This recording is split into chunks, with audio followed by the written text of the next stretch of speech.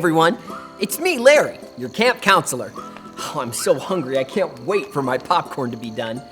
But before I can eat it, it has to change from hard orange kernels to fluffy deliciousness. You know, change can be a good thing, sometimes. Oh, like when Devin changed his socks after he went hiking all day. They stank a little bit. Ew. Lots of awesome changes happen in nature too, like how tadpoles change into frogs, or how caterpillars change into butterflies. Oh, sounds like my popcorn has started to pop. You know, the Bible has one of my favorite true stories about change. After Jesus died on the cross, rose from the dead, and went to heaven, his followers were still on earth. God sent them the Holy Spirit as their helper. The Holy Spirit is the presence of God. These followers of Jesus were the very first Christians, and they shared how amazing Jesus is. But they had enemies who tried to keep them from sharing about Jesus.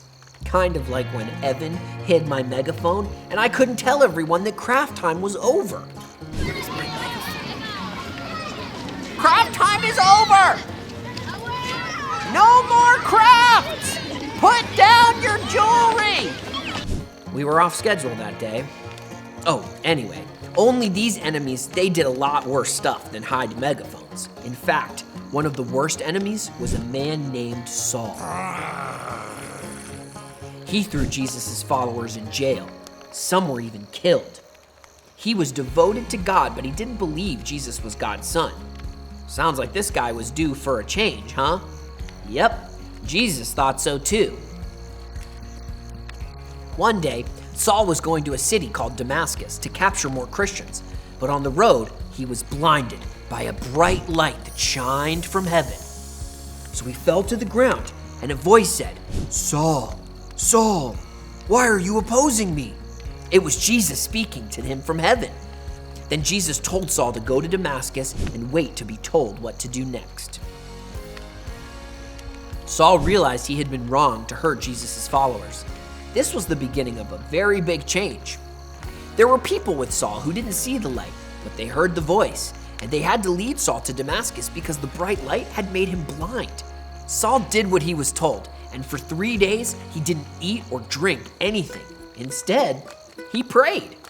One of Jesus' followers in Damascus was a man named Ananias. Jesus appeared to Ananias in a vision about Saul. Oh, a vision is a special picture from God. In the vision, Jesus told Ananias to go to Saul and lay his hands on him to heal his eyes. Jesus told Ananias that he was transforming Saul into a missionary. He was letting the Holy Spirit change him completely. Saul's mission would be hard, but the Holy Spirit was going to help him tell people from all over about Jesus. Ananias did what Jesus told him to do. When he found Saul, he told him that Saul was going to be filled with the Holy Spirit. And then Ananias put his hands on Saul and prayed, and he could see again. Saul changed all right. He was baptized and became one of Jesus' followers himself. He told everyone that Jesus is the Son of God.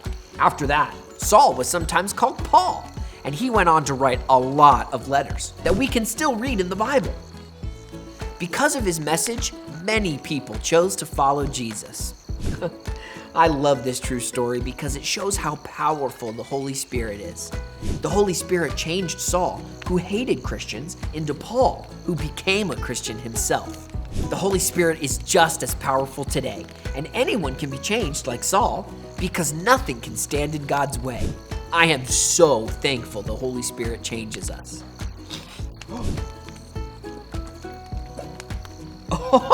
Popcorn done, and not a second too soon. Delicious. Oh, I should have let it cool first. See you later, everyone. It's so hot. Where's my canteen?